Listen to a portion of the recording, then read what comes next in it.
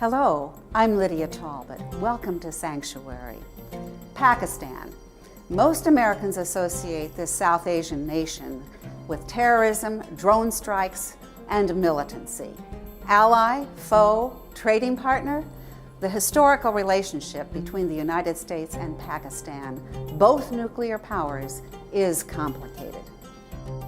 As in any international conflict, there is often a temptation to quickly demonize rather than patiently seek to understand people from cultures and religious traditions that differ from our own.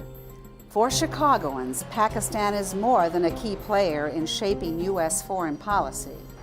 The Chicago area is a regional hub of Pakistani immigration and has the second largest South Asian population in the country.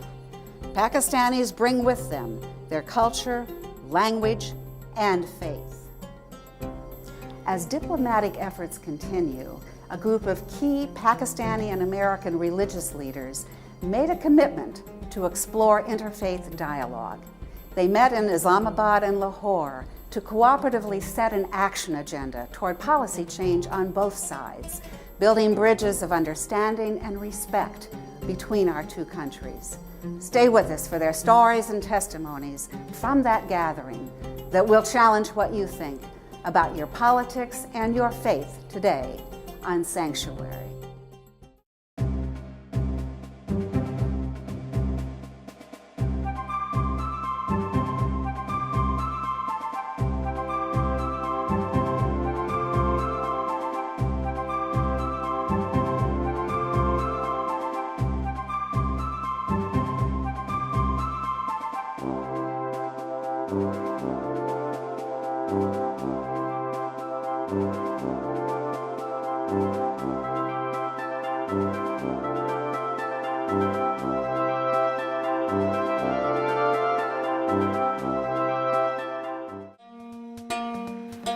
The U.S.-Pakistan Interreligious Consortium is an initiative undertaken by Intersections that seeks to accomplish three things: to bring together religious leaders from the U.S. and Pakistan, to build relationships interpersonally, to shatter stereotypes in terms of the misconceptions that exist in the media and elsewhere about our two countries, and to create an action agenda that will help us build bridges of mutual respect and understanding between our two countries. If we're going to have civil sector engagement between the U.S. and Pakistan, we really can't do that without having a religious voice present. And so Intersections, whose mandate is to bring together people who differ and to forge common ground for justice, reconciliation, and peace, took it upon itself to establish the U.S.-Pakistan Interreligious Consortium. The theme of the conference was grassroots approaches to U.S.-Pakistan relations. U.S.-Pakistan relations are mostly discussed at the level of the diplomats and politicians and the policymakers. This is the first time that we had the opportunity of discussing this most timely, vital, and sensitive issue at the grassroots level. There's a wonderful electricity about the conversations here.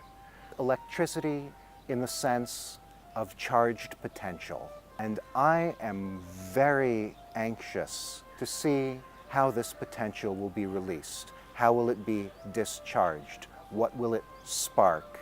And what will it energize? I'm Dr. Noor Fatima. My expectation from this conference is to explore more about the people and the ideas of Pakistan and US relationship, as well as interfaith dialogue, and to know more about the American people, what they think about Pakistani people and the pluralism of the society of Pakistan. When we work together, we are more likely to solve big issues than if we work separately or as adversaries.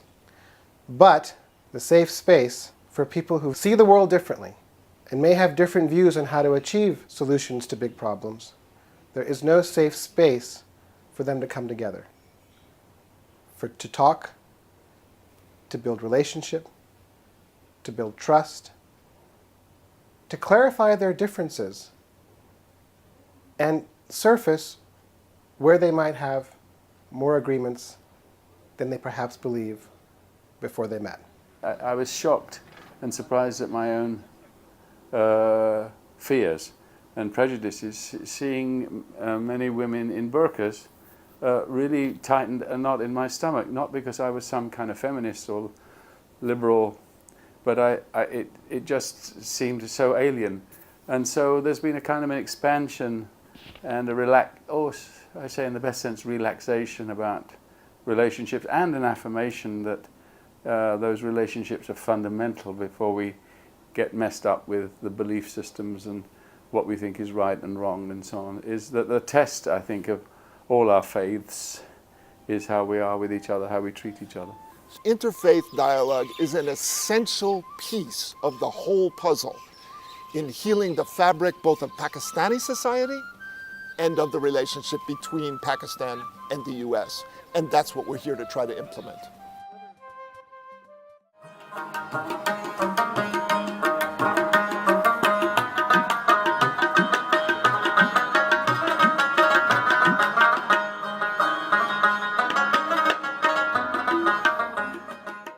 My name is Mumtaz Ahmed. It is only at the level of the grassroots that the people come to know each other more closely.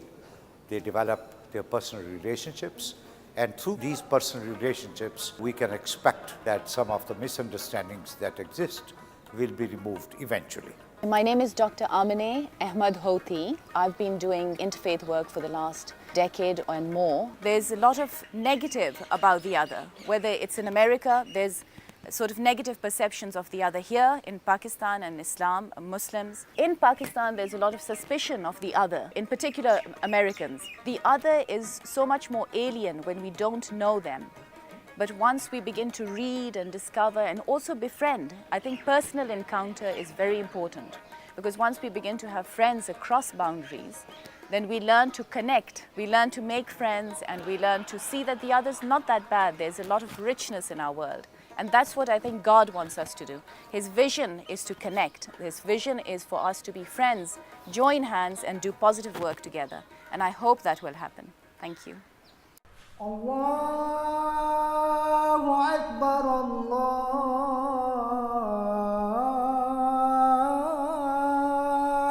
Akbar. I'm Jackie Lewis, and I'm in Pakistan because Intersections invited me to be a part of a delegation called the United States-Pakistan Interreligious Consortium, and we're here to improve relations between U.S. and Pakistan. I think we can improve relations between U.S. and Pakistan. One relationship at a time. We can reduce suspicion, we can increase trust, we can find out that we have more in common than we think. So I'm hopeful about that. It shaped like desert Badanian. Can you there? Who is in Arabic country? Khama. Tent. It's a tent. Tent. Yeah. Okay, so this is a tent. Yes. I experienced that at the mosque. These guys are so proud of this mosque. I say guys because they were guys showing us the mosque. But they're so proud. They're so proud of the light fixture. They're so proud of the bulbs. They're so proud of the way it stands up without help. They're so proud of the way it is a tent, like a Bedouin tent, that it evokes their history and their story and their relationship to Allah. They're so proud of it. If you just really listen, you get a kind of awe at the holy. I don't know why that catches me up, but it's kind of like, you know, God is, for them, huge, holy. They're in awe of God, and they're in awe of this homage to God and this space for God, and that people can encounter God. And I think today, as I thought last year, if everybody in America could go on a tour of a mosque in one of these regions with the people in the region, they would have a big heart change. Because they're in awe of God, like we're in awe of God. What can you say about that? Except that's a stunning thing. My name is Sarah Said, and I work at an interfaith organization in New York City, and I've been active in interfaith work for over 15 years now. One of my concerns is how the United States sees the global Muslim community and what my role is as a Muslim American in that dialogue that my country, the United States of America, is having with Muslims around the world. I'm here in Pakistan with Intersections International, which has partnered with the International Islamic University as well as alums to put together a consortium of US Pakistani leaders, interfaith leaders, to have a conversation to help us break down stereotypes and build understanding and come up with an action plan for what we can do in the next couple of years together to create mutual trust and build peace between our people. I think I was pleasantly surprised when we met with the young women from the Critical Thinking Forum. They were so eloquent and so intelligent and so thoughtful and so honest in their criticisms and concern about U.S. foreign policy and America and Americans in general. And it was so refreshing to see a group of very diverse women with diverse religious expression and identities kind of being so thoughtful and articulate in their opinions. And I think that was a great way for me, is really in that it's not so much in that people have these opinions, but how do we make Americans hear these opinions, listen to these opinions, and take them seriously? Because I think that Americans might have this idea of like, just get over it already. Like, you care too much about what people say about the Prophet, or you care too much about, the burning of the Quran. Just stop being so worried about freedom of speech, like these kinds of things. But I think we have to find a way to get Americans to hear and really listen to what people are saying about the United States and how they view the United States, but perhaps more importantly, how they think the United States views them. Militant is violent, they see us as less valuable than other kind of countries. And so I think the concern is really about how America sees us and, sees us as Pakistanis. And like, I think they really want to be heard. So I hope we can convey their message to Americans. I am Professor Sardar Sabir Hussain from Edwards College, Peshawar. We have been doing these interfaith programs at college. Suddenly I was called to this conference. That was like a happy day. And I rushed towards this conference. And yesterday was my first day. And I just kept silent, listening to people, and I learned a lot. The interfaith thing can be done. And now I have the courage, because this thing is being carried out throughout the world. So now I'm satisfied the people are on my back. I'm not alone. The main misconception is that the American consider Pakistanis or the Muslims as terrorists, while Pakistani consider Americans as terrorists. And that has created a big gap between them. Pakistani people are loving people. They are hospitable people.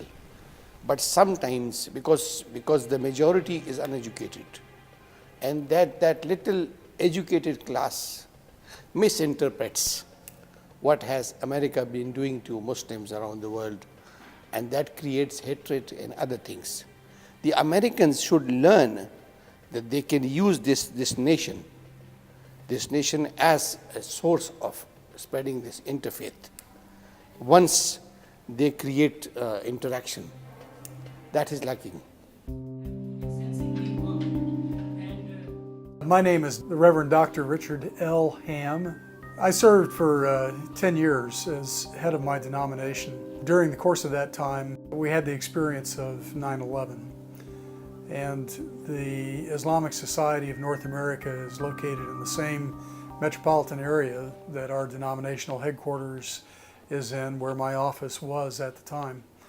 And I realized that I had never really reached out to this Islamic organization, and it impressed upon me in a fresh way that there are a lot of Muslims in the United States. Many of them live almost invisibly to Protestants like myself, especially those of us in the Midwest. So when this opportunity came along, I felt a real sense of call to begin to do this interfaith work of developing relationships, and began feeling that This is a real key to world peace, to come to know one another, to trust each other, to recognize one another as friends and brothers and sisters in faith, even if our individual doctrines and so forth are somewhat different. There's a lot of really smart people in Pakistan, some of whom are really well educated. These are people who we need to know and with whom we need to partner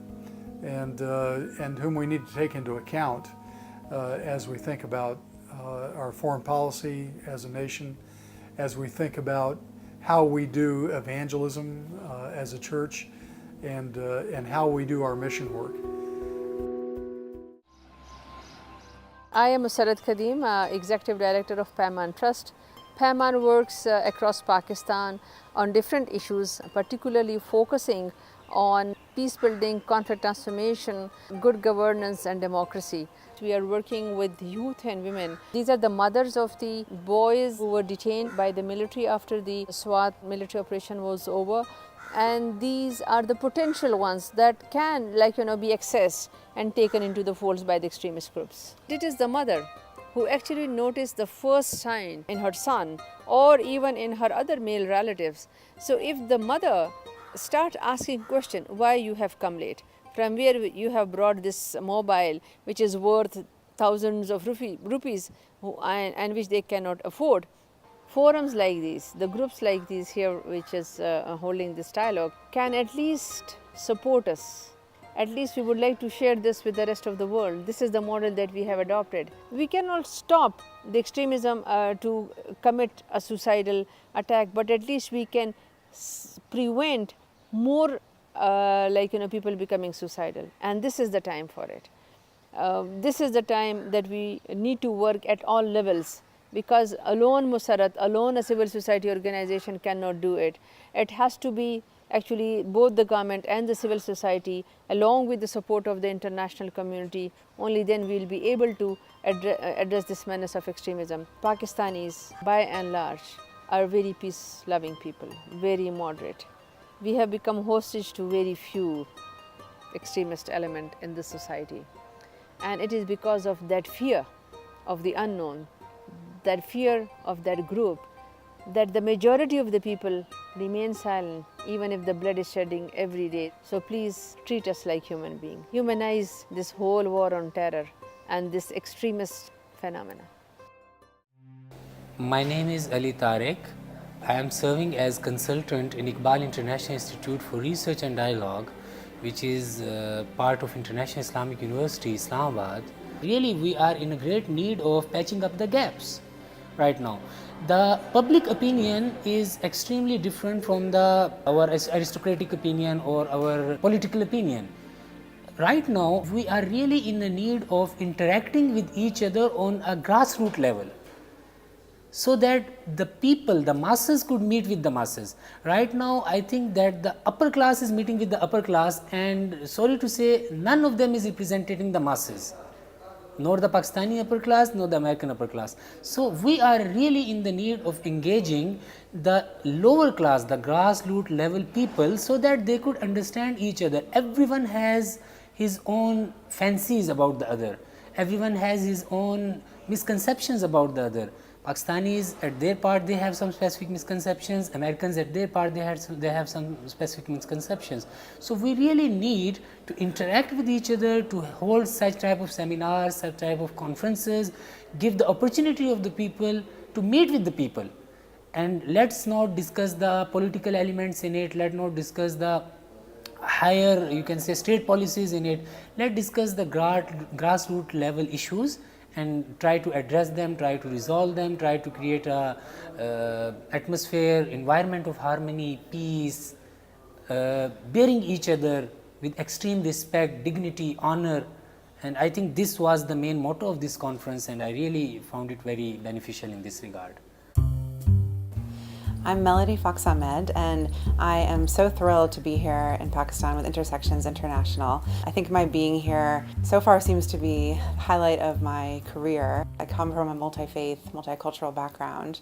I have Jewish, Christian, and Muslim family. I myself became Muslim. My husband is Pakistani, so when I talked to Intersections about being part of this delegation, I just said, wow, this is perfect. My professional life and my personal life both kind of have a confluence in Pakistan, and it's such a critical point in history for the relationship of Pakistan and the United States. Pakistan is at a point where the development of its identity as an Islamic nation has never been more important to world affairs. So we're here at really a historic moment. LUMS is the Lahore University of Management and Sciences. It's a top Pakistani university, and I've been really struck by being here by how American it could be. There are the most stylish, good-looking students walking around in their gorgeous Pakistani clothes, but also completely Western clothes, jeans, t-shirts, and then there's students in traditional Islamic garb. So it's a really cool mixture of Pakistani society in a nutshell. It's incredibly diverse. And if you ask the average American student in the Midwest what they thought about a Pakistani university, this is not what they would see. These are the ones who are going to be shaping the relationship with America in the years to come. And if we can change the narrative now, if we can make these connections now, that's where the change is going to come. And historically, if you look at so many different social movements, civil rights, environmentalism, equal access, LGBTQ rights, they start on colleges and universities. It's the hotbed of change. Vietnam War, for example. This is where ideas are fomented, leaders are created, and we have an opportunity to come into fertile ground and really change the narrative of U.S.-Pakistan relations. We need to bring these stories that Pakistan is ordinary, it's not in other society, back to the U.S. to raise awareness of that as well. My name is Junaid Ahmed. I teach here at the Lahore University of Management Sciences, the International Islamic University, Lahore University of Management Sciences, and Intersections International. We have been trying to get together a group of Americans and Pakistanis, faith-based organizations, leaders and activists in their community who are interested in getting together with their counterparts from each country and working on concrete issues of peace and justice. Today, we deepen that discussion by having engagement between students and the delegates, most of whom are on the same page, discussing constructively what it will take to both improve the situations in their individual societies, as well as the larger relationship between Pakistan and the United States, and for the plight of humanity. So we should increase the education of women, increase the probability of them attaining higher level education or entering occupations that earn more and stuff like that. So that's where we should begin and focus, because maybe that's where the problem is. First of all, we need to educate the masses and make sure they have access to proper employment opportunities, because this all is a resultant effect of a lot of frustration economically and both on social levels, which results.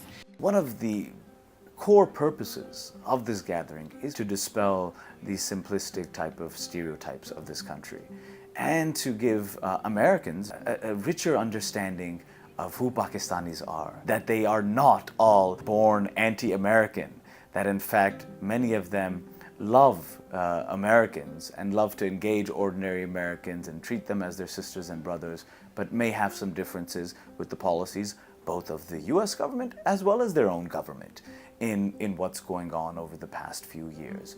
What can each state do for the other and what can't it do? Rather than looking at what can the people do together to bring about positive social change in both societies. My name is Javed Bayat.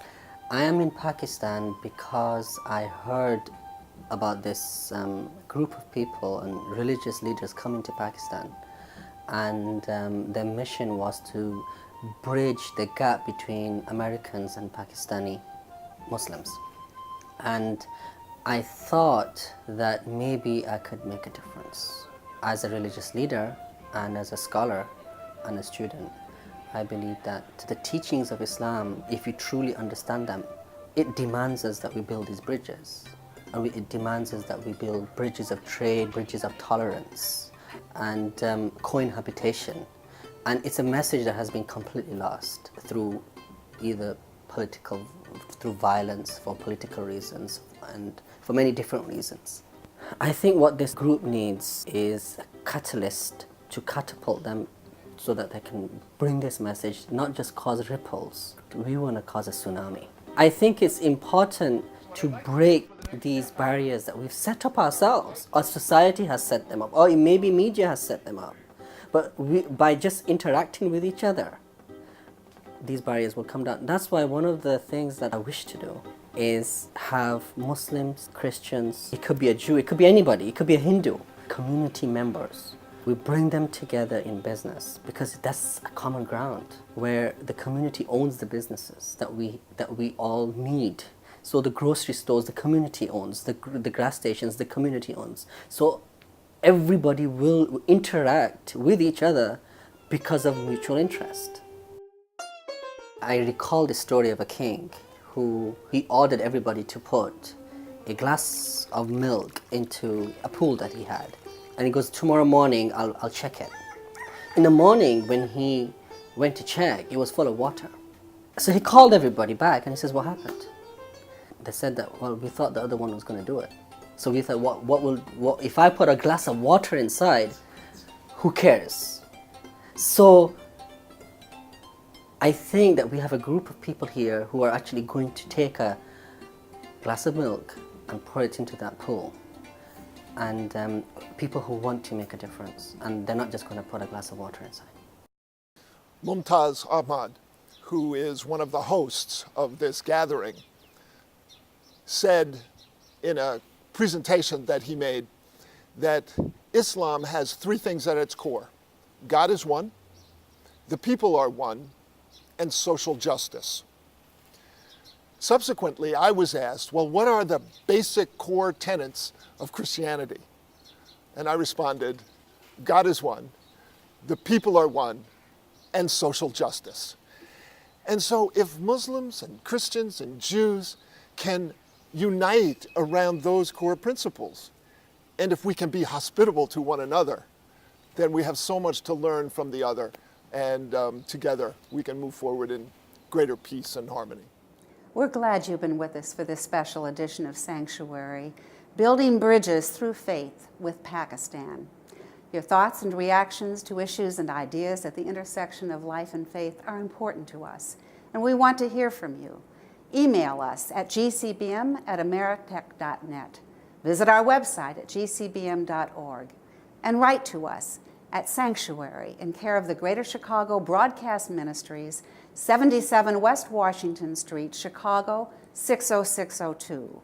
That's Sanctuary, the Greater Chicago Broadcast Ministries, 77 West Washington, Chicago, 60602. I'm Lydia Talbot. Thanks for keeping faith with us today on Sanctuary. May peace be with you.